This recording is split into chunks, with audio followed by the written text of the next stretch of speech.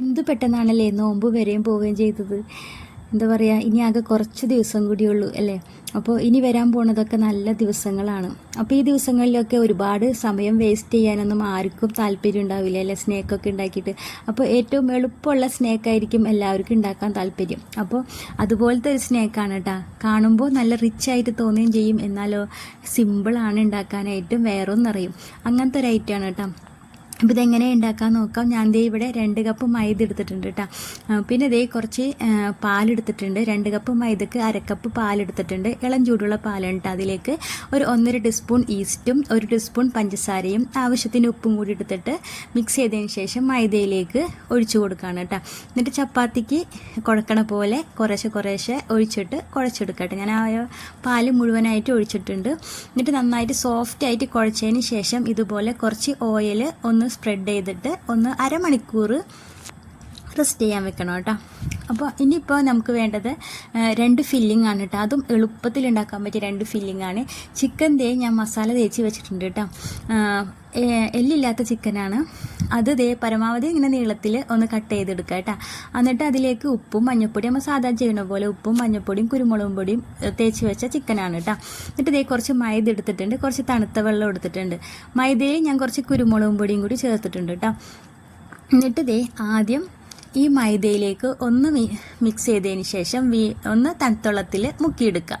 എന്നിട്ട് വീണ്ടും മൈദയിലേക്ക് മിക്സ് ചെയ്യുക. അങ്ങനെ ചെയ്ത് കഴിഞ്ഞാൽ നമ്മളെ ചിക്കൻ നല്ല ക്രിസ്പിയും ഉള്ളിൽ നല്ല സോഫ്റ്റും പെട്ടെന്ന് വെന്ത് കിട്ടുകയും ചെയ്യും കേട്ടോ. അതിന് വേണ്ടിയിട്ടാണ് ഇങ്ങനെ ചെയ്യണത് കേട്ടോ. അപ്പോൾ ഇത് റിപ്പീറ്റ് ചെയ്തിട്ട് തന്നെ ചെയ്യണം കേട്ടോ. ഇങ്ങനെ ചെയ്ത് കഴിഞ്ഞാൽ ഈ പറഞ്ഞ പോലെ പെട്ടെന്ന് വെന്ത് കിട്ടും, നല്ല ടേസ്റ്റും ഉണ്ടാവും കേട്ടോ ഈ ചിക്കൻ കഴിക്കാനായിട്ട്. ഇത് ഇങ്ങനെ തന്നെ ഫ്രൈ ചെയ്ത് കഴിക്കാൻ തന്നെ അടിപൊളിയാണ് കേട്ടോ. അപ്പോൾ ഞാൻ ഇങ്ങനെ എല്ലാ ചിക്കനും ഇതുപോലെ ചെയ്തെടുത്തിട്ടുണ്ട് കേട്ടോ.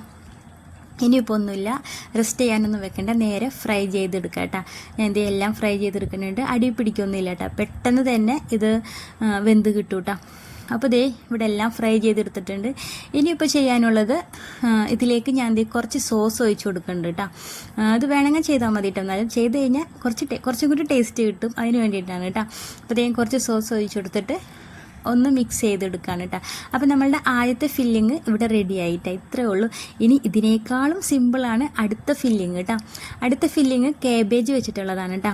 കേബേജ് ഇതുപോലെ കുഞ്ഞായിട്ട് ഇങ്ങനെ ഗ്രേറ്റ് ചെയ്തെടുക്കുക കേട്ടോ. എന്നിട്ട് പിന്നെ വേണ്ടത് മയോണൈസാണ്. ഞാനിവിടെ ഹെൽത്തി മയോണൈസാണ് കേട്ടോ ഉണ്ടാക്കിയിരിക്കുന്നത്. അത് മുഴുവനായിട്ട് ഞാൻ ഒഴിച്ചു കൊടുക്കുന്നുണ്ട് കേട്ടോ. പിന്നെ ഇതിലേക്ക് വേണ്ടത് കുറച്ച് കുരുമുളകും പൊടിയും 1 നുള്ള് ഉപ്പും കൂടി ഇട്ടിട്ട് വേണം ഇത് നന്നായിട്ട് മിക്സ് ചെയ്ത് വെക്കട്ടെ. കണ്ട, സിമ്പിളാണ്, ഇത്രേ ഉള്ളൂ കേട്ടോ. എന്നിട്ട് നന്നായിട്ട് മിക്സ് ചെയ്തതിന് ശേഷം നമുക്ക് ഇനി ബണ്ണ് ഉണ്ടാക്കാം കേട്ടോ.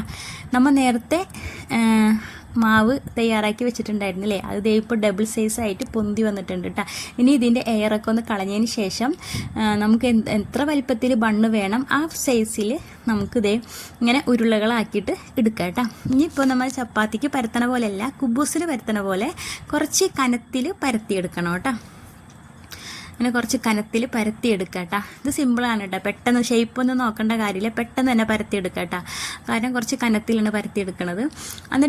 എന്നിട്ട് പിന്നെ ഇതുപോലെ ഒന്ന് മടക്കി കൊടുക്കുക കേട്ടോ. സെൻറ്ററിൽ വെച്ചിട്ട് ഇങ്ങനെ ഒന്ന് മടക്കി കൊടുക്കുക. പറയുമ്പോൾ മനസ്സിലാവില്ല, ഇതുപോലെ കേട്ടോ, ഇങ്ങനെ മടക്കി കൊടുക്കുക. എന്നിട്ട് പിന്നെ ഇനി ചെയ്യാനുള്ളത് ഞാൻ ഇവിടെ കുറച്ച് പാലെടുത്തിട്ടുണ്ട് കേട്ടോ.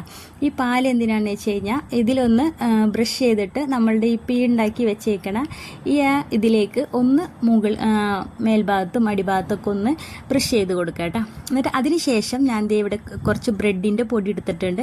ആ ബ്രെഡിൻ്റെ പൊടിയിൽ 2 വശവും ഒന്ന് ഡിപ്പ് ചെയ്തെടുക്കുക. അതിന് ശേഷം ഞാൻ ഇവിടെ ഒന്ന് കത്തി വെച്ചിട്ട് ഇങ്ങനെ ചെരിച്ചിട്ട് ഒന്ന് ഇതേപോലെ ഒന്ന് വരഞ്ഞു കൊടുക്കുന്നുണ്ട് കേട്ടോ. ഇത് കാണാൻ കുറച്ച് ലുക്കിന് വേണ്ടിയിട്ടാണ് കേട്ടോ. എന്നിട്ട് പിന്നെ ഇങ്ങനത്തെ ഒരു സ്റ്റീൽ പാത്രത്തിൽ കുറച്ച് ഓയിലൊക്കെ തടവിയതിന് ശേഷം നിരത്തി വെച്ച് കൊടുക്കുകയാണ് കേട്ടോ. ഞാനിവിടെ ഇങ്ങനെയാണ് കേട്ടോ ബേക്ക് ചെയ്തെടുക്കുന്നത്. ഒരു വട്ടമുള്ള പാത്രത്തിൽ റിങ് വെച്ചിട്ട് അതിലേക്ക് പാത്രം ഇറക്കി വെക്കാണ് കേട്ടോ. ഒരു 20 മിനിറ്റ് 15 മിനിറ്റ് ആകുമ്പോൾ ഒന്ന് തുറന്ന് നോക്കണം കേട്ടോ. പെട്ടെന്ന് തന്നെ ആയിക്കിട്ടു കേട്ടോ. കണ്ട, നല്ല സോഫ്റ്റ് ബണ്ണാണ്. എന്താ പറയുക, ഇത് ഇങ്ങനെ തന്നെ കഴിക്കാൻ നല്ല ടേസ്റ്റാണ് കേട്ടോ. നല്ല പഞ്ഞിക്കെട്ട് പോലത്തെ ബണ്ണാണ്. ഇനിയിപ്പോൾ നമുക്കിത് സെറ്റ് ചെയ്ത് വെക്കാം. സെറ്റ് ചെയ്യാൻ വേറെ ഒന്നുമില്ല, ചൂടാറിയതിന് ശേഷം വേണം കേട്ടോ ഇത് തുറക്കാനായിട്ട്, അല്ലെങ്കിൽ ഇത് തുറന്ന് കിട്ടില്ല, പൊട്ടിപ്പോവേ. ആദ്യം നമ്മളുടെ കേബേജിൻ്റെ ഫില്ലിങ് വെക്കുക, പിന്നെ 2-3 കഷ്ണം നമ്മളുടെ ചിക്കൻ വെക്കുക, പിന്നെ വേണമെങ്കിൽ ഇതേപോലെ ഒത്തിരി സോസും കൂടി വെച്ച് കൊടുക്കുക കേട്ടോ. ഇത്രയേ ഉള്ളൂ നമ്മളുടെ സംഭവം. ബൺ ചിക്കൻ റെഡി ആയിട്ടുണ്ട്. നല്ല സൂപ്പറാണ്. എന്താ പറയുക, ഇത് ചൂട്ടോട് കൂടി കഴിക്കണം കേട്ടോ.